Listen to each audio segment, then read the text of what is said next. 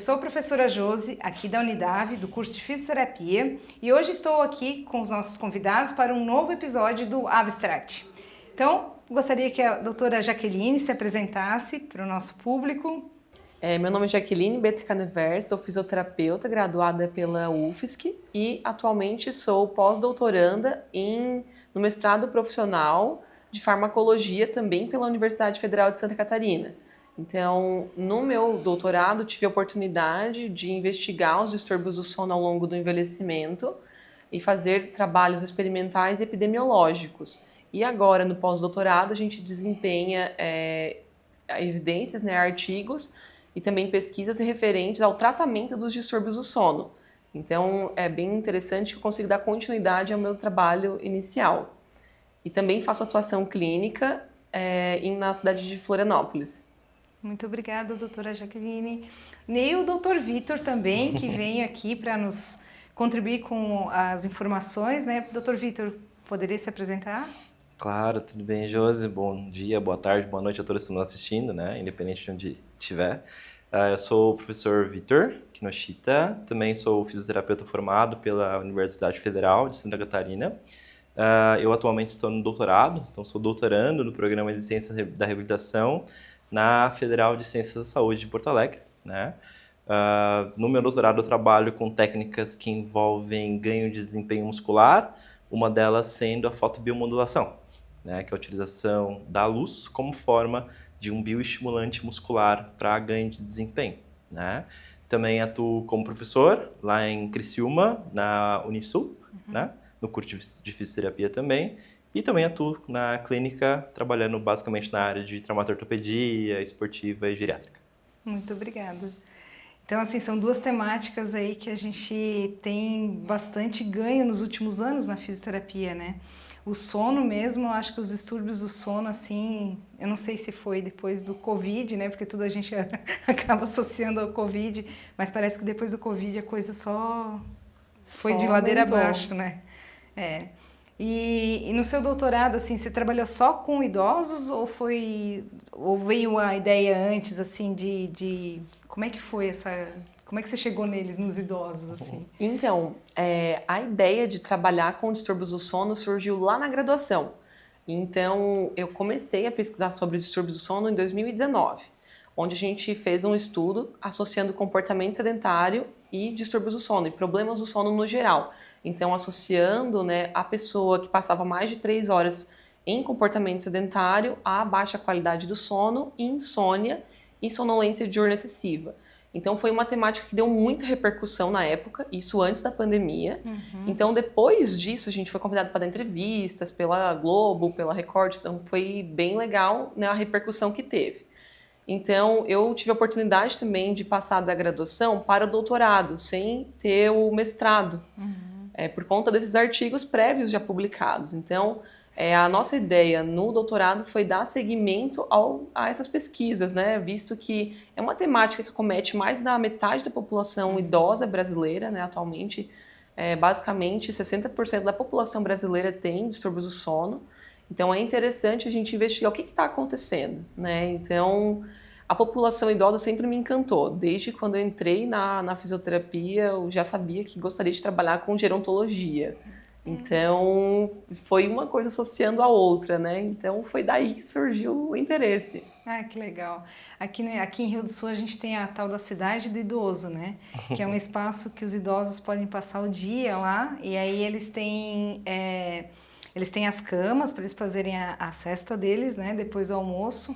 E aí é um problema, porque, na verdade, daí nós temos o espaço da fisioterapia lá, Aí deu o horário da fisio do idoso, a gente tem que procurar ele. Onde é que ele tá? Ele tá lá tirando os cochilos dele lá. E aí depois não dorme à noite, Porque daí não quer fazer as atividades, E aí acaba não tendo um gasto. Acho que não sei se é uma questão de gasto calórico também, E acaba não tendo cansaço e sono à noite. Isso a gente passa bastante lá, tá? Bastante. Aí a gente fica, não, vamos lá, tira a coberta, quase tira, tipo...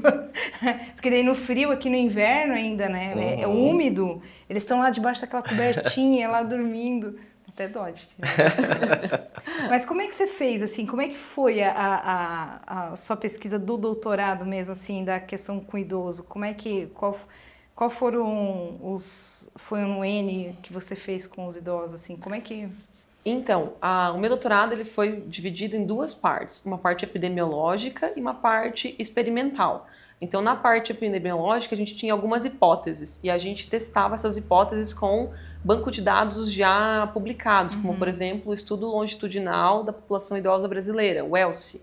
Então, o ELSI é muito utilizado, não só aqui no Brasil, mas como em em vários outros países do mundo, né? Então, é um estudo longitudinal da população idosa.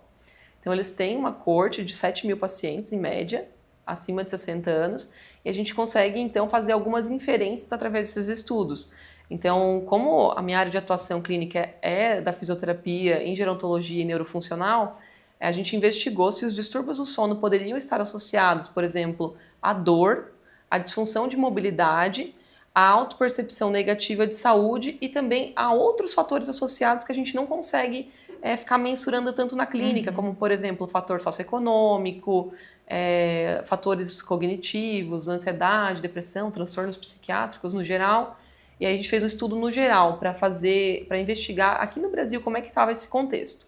E aí, com base nesses achados, a gente então desenhou uma coorte de pacientes e investigou isso na clínica. Então, inicialmente, a gente fez com camundongos os estudos. Então, a gente mimetizava nos camundongos os distúrbios do sono que a gente queria investigar e verificava se eles também tinham as mesmas repercussões de mobilidade e também de manifestações álgicas, né? E os outros fatores também, como, por exemplo, o bem-estar, que a gente consegue mensurar, né? E também o fator de depressão, comportamento do tipo depressivo, ansioso. A dor também, Isso. Né? Ah, que legal. Então a gente juntou dois diferentes tipos de estudos, né? Então foi bem interessante. Que show, muito legal.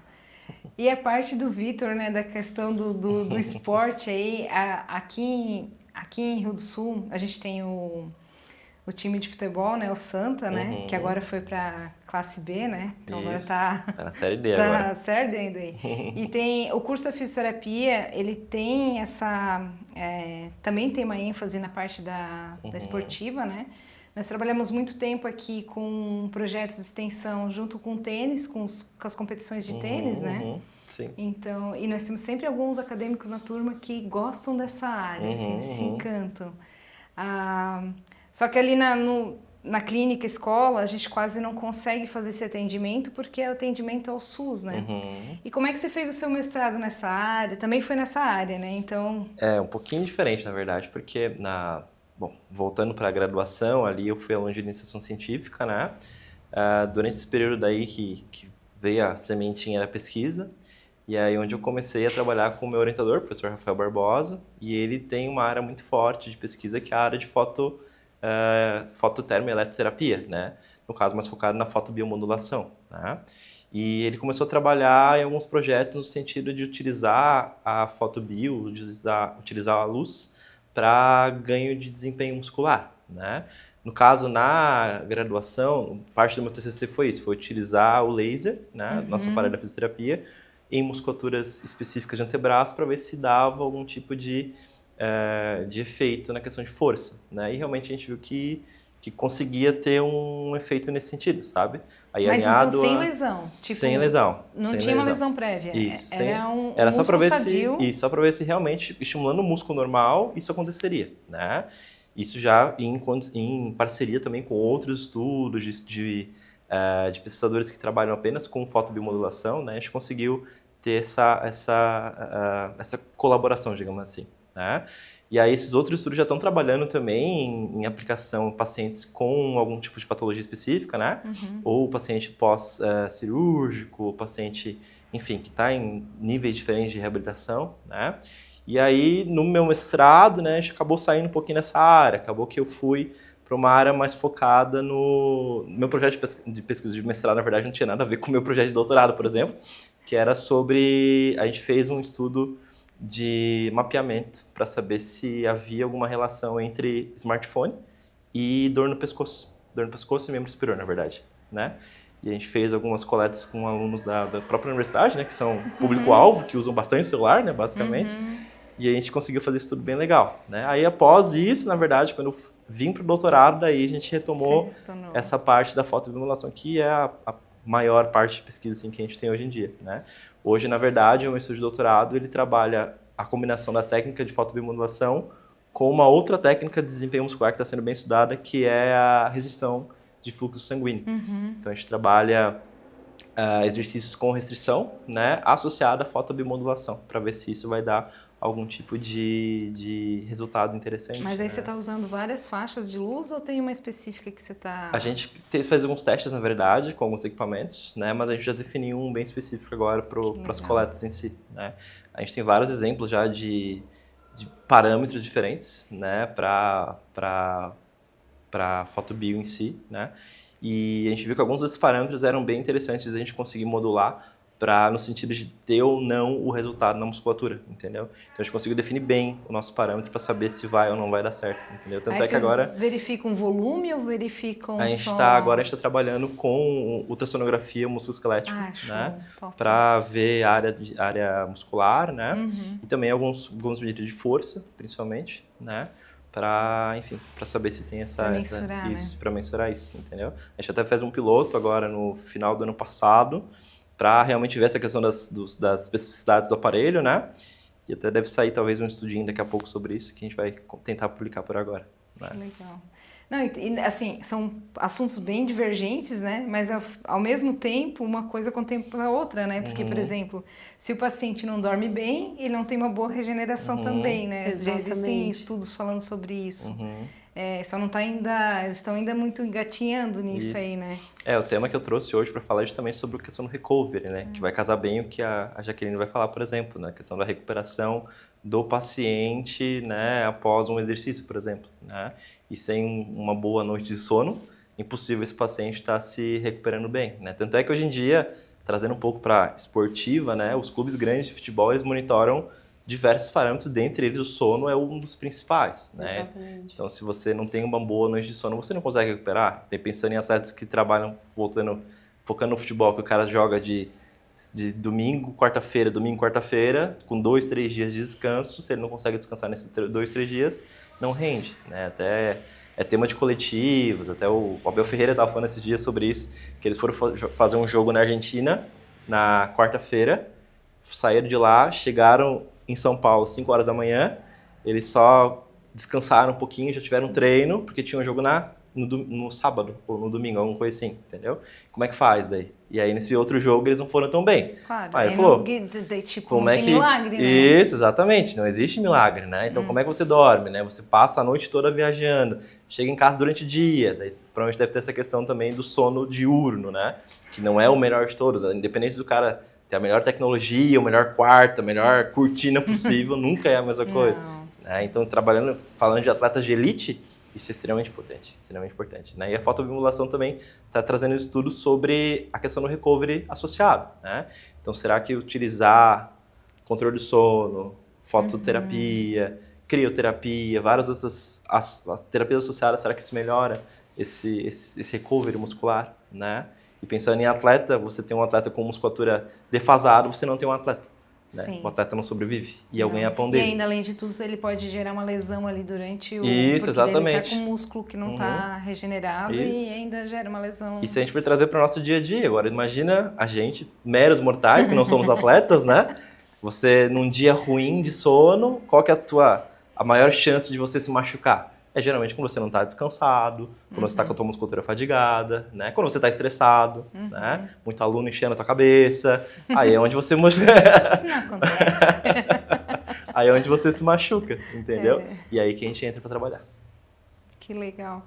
Agora voltando para o sono na questão dos idosos, isso me intriga muito, assim, porque eu vejo assim, com as pessoas, os idosos que são mais próximos, né? É uma reclamação constante deles, né? E isso, tipo... Aí que nessa questão que você falou, né? Às vezes pode ser por dor que ele acorda e não dorme mais. Às vezes é por uma preocupação, questão financeira, né? Da família, que ele se preocupa que o filho não está conseguindo pagar as contas. São vários fatores, né? Que levam à situação... Ou, por exemplo, a questão da urina, né? Exatamente. a noctúria, né? A questão de ir para o banheiro toda hora à noite. Aí ele desperta e não consegue voltar a dormir, né? E aí fica com aquele sono pingado. Sono fragmentado e é complicado isso. Eu tive um grande prazer de trabalhar ao longo do meu doutorado também na parte clínica, né? Então, eu investigava na parte experimental e durante o restante do tempo ficava na clínica atendendo os idosos. Então, o meu público sempre foi de pacientes com doenças neurodegenerativas e acima de 60 anos. Então, uma das queixas principais eram: bom, doutor, hoje não dormi bem. E aí o que acontece? A gente tinha que investigar o que estava acontecendo o que aconteceu com o idoso que ele não dormiu bem naquela noite. E o desempenho dele durante o atendimento muda muito. Então foi daí que vai surgindo as ideias, né? O que a gente precisa investigar ou não. Então, através desse problema, dessa dor na clínica, que a gente investigou na pesquisa, né? E aí teve esse estudo bem bacana que a gente conseguiu identificar que o idoso, então, que não dorme, que tem insônia, esses tipos de insônia que você falou, né? A dificuldade de iniciar o sono, a dificuldade depois de manter o sono, então acarretam, né, no dia seguinte neste idoso. Então é muito interessante. Se puder, posso fazer uma pergunta para a Jaqueline, que também fiquei Pode, curioso, pode. né? Jaqueline, vocês chegaram a fazer uma correlação para saber o que pode ser possíveis causas desses distúrbios de sono desses idosos? Sim, a gente fez. A gente fazia sempre regressão logística. E o nosso último estudo do doutorado, que agora está em processo de submissão, foi uma análise de machine learning, né? Então a gente fez um algoritmo e através desse algoritmo a gente fez uma rede neural para identificar qual dos desfechos, qual dos fatores poderia levar o idoso a ter mais ou menos aquele distúrbio do sono. Então pense numa árvore de decisões. Então, se você tem distúrbio do sono, você vai para cá, se você não tem, você vai para cá. Aí a gente tem uma determinada porcentagem de chances para ter ou não aquele distúrbio. Então é bem interessante. Então, bom, eram dados de 7.000 pessoas, né? Nossa. Então, é um modelo que a gente conseguiu treinar para identificar. E o que a gente conseguiu identificar é que o medicamento para dormir é um fator-chave, por exemplo, para identificar a qualidade do sono. Olha só! Então é um achado bastante interessante, né? Como assim? Tipo assim, peraí, exatamente. o idoso que toma remédio para dormir... Tem uma pior qualidade do sono. Tu porque vê, ele né? desmaia, né? Não Que só engraçado. isso, mas também altera todas as fases, né? Os Sim, ciclos do sono. é. Por exemplo, o famoso Zolpidem, ele faz com que o idoso aumente o seu tempo de sono REM. Então, é legal aumentar o tempo de sono REM, claro, mas até que ponto, né? Então, é comum a gente ver aqueles relatos, teve sonhos vívidos à noite depois de tomar os medicamentos, né? E muitas das vezes é por conta dessa arquitetura do sono que é modificada com base no medicamento. Olha só. E como é que você faz, tipo, para um paciente parar de tomar, né? Porque daí ele virou num ciclo vicioso, né? Ele não toma, daí ele não dorme mais, daí ele volta, fala para você assim, fala pro doutor, né? Fala pros médicos, principalmente, né? Ai, olha, doutor, eu não tô mais dormindo, preciso de novo de uma receitinha aí de um remédio para dormir, né? É complicado a gente trabalhar com a mente do paciente, né? Junto de fazer até uma educação em saúde, né? Com eles, né? É justamente o tema que a gente vai conversar hoje à noite, né? A atuação não farmacológica. A atuação farmacológica, ela vai de drogas de A a Z, né? Então, já a atuação não farmacológica é muito dificultosa. Porque geralmente o paciente chega na clínica para nós, ele já está medicado. Ele já toma o medicamento para dormir. Às vezes até por conta, né? Exatamente. Meu vizinho toma 3 gotinhas de clonazepam, vou tomar também. Isso, é. Fez bem para ele. Fez bem para ele, faz bem para mim também. E aí é um idoso que tem, por exemplo, apneia obstrutiva do sono associada. E aí a gente tem outros problemas, né? Então esse idoso com o medicamento pode fazer mais índice de hipopneia durante a noite e prejudicar ainda mais a funcionalidade dele no dia seguinte. Então nosso objetivo como fisioterapeuta nessa área de atuação é melhorar a qualidade de vida do paciente. Então a gente entra com esse objetivo principal. E aí dá para fazer inclusive treino de musculatura Respiratória, né? Exatamente. E, inclusive redução do peso, né? Com os exercícios Exatamente. aeróbicos. Meu, tem uma gama de atividades que o fisioterapeuta pode atuar, né? Eu acho que isso é uma dúvida da população também, né? Ah, como é que o fisioterapeuta pode... E o próprio médico também, às vezes, nem sabe sobre isso, na verdade, né? Para ele, a única opção é dar o tratamento medicamentoso, né? Sim. Vai receitar a medicação e esse vai resolver. Não é bem assim, né? Ou que o fisioterapeuta só vai atuar mesmo para regular o CPAP, né? Que daí Ou já é ou que o fisioterapeuta só dá o choquinho, na verdade, né? Que é o que a grande maioria pensa, na verdade, né? Infelizmente, mas... Hoje a gente está com um grupo de pacientes de lombalgia, né? Então, a gente está tentando tirar essa coisa de, eu tô com uma lombalgia, tô com uma dor nas costas, tem que chegar lá na clínica e receber choquinho, né? Então... Já vai deitando na maca, né? Já vai deitando na maca. Então, a gente meio que está conseguindo mostrar para eles que o exercício físico melhora muito. E ali, como a gente fez grupos, né? Não tem como o estagiário ou o fisioterapeuta aplicar a corrente analgésica, porque vai ser um grupo. Sim. Então, tem que ser atividade de exercício. E está sendo um efeito bem benéfico, assim. Em todos eles, Josi, acaba que a questão da educação é bem importante, né? Quando a gente fala, por exemplo, de paciente de lombalgia em si, já sabe que a educação sobre os sintomas, sobre a dor dele, sobre a questão da própria doença é bem importante. Se não entender sobre isso, é extremamente desnecessário que você vai fazer sobre o resto, né? E acredito com o sono também, né? Se o paciente não tivesse entendimento sobre sono, sobre a qualidade de sono, não entender que aquele sono que ele tem como medicação não é o ideal, né? Como é que tu faz essa educação? E outra, como é que você educa também a população e os profissionais? Sim. Né? Porque daí eu falo uma coisa, chega no colega, o colega fala outra, entendeu? Aí daqui a pouco um tá falando mal do outro, que também é aquela coisa, né? Nossa profissão é complicada, queira ou não, né? É bem assim, e aí fica nesse diz que me diz, então assim, é bem importante essa nossa conversa. E até, inclusive os atletas, né? Porque como é que você educa? Agora você foi pro dormitório. Sim, Você vai desligar seu celular, você não vai ficar nas redes sociais e você vai dormir, porque amanhã você vai ter que treinar, né? Sim. É difícil quebrar alguns paradigmas, né? É bem difícil, porque o que você entendia, por exemplo, trazendo pro idoso, né? O que o idoso fazia há 30 anos atrás? O idoso ficava em casa, a idosinha ficava costurando, fazendo um chazinho, um biscoitinho. Hoje não, o idoso tá indo para grupos de tratamento, fazendo exercício, né? Trabalhando essa qualidade de vida, né? Que antigamente para eles era ficar em casa olhando o tempo passar, né? E isso já mudou muito, né? Demais. Isso. E ainda tem idoso que pensa assim, né? Agora os próximos idosos, a gente fala, né? Isso eu falo muito com meu pai e minha mãe. Os próximos idosos já tem que saber, não é ficar em casa, quietinho, não. Tem que se exercitar, tem que cuidar da alimentação, cuidar do sono, né? Cuidar da questão psicossocial, né? Então tudo isso é saúde, tudo isso faz bem para a vida. Faz bem para a vida. Exatamente. E os próximos idosos também é algo que a gente tem que cuidar muito, que o tempo de tela aqui no Brasil, de uso de rede social, e não apenas rede social, mas tempo de tela, é muito alto, é um dos maiores do mundo. Sim. E os idosos aqui usam muito celular antes de dormir. Então, isso é terrível, né? Isso impacta e muito na qualidade do sono. Então, como profissionais de saúde, nosso papel é orientar o idoso também sobre a higiene do sono. Isso é de suma importância. E um dos passos da higiene do sono é, de fato, então, desligar as telas, né? E todas, né? Exatamente. Tudo, né? Na cidade do idoso, voltando lá na cidade do idoso, né? Eles têm uma salinha para eles aprenderem a usar os celulares, né? Para usar Instagram, para conversar no WhatsApp, essas coisas assim. Um lado é bom, né? Porque às vezes eles acabam caindo até em golpes, né? Por causa dessas redes sociais, né? Mas também tem que aprender a usar o tempo, né? Tipo... coisa... Então, estamos chegando ao final da nossa conversa aqui. E a doutora Jaqueline e o doutor Vitor vão passar os seus contatos. Se alguém tiver alguma dúvida, é só entrar em contato com eles. Doutora Jaqueline? Então, eu atendo na região de Florianópolis, na clínica Senescense Brasil. E podem também entrar em contato comigo através do meu Instagram, que é @doutora.jaquelinecanever.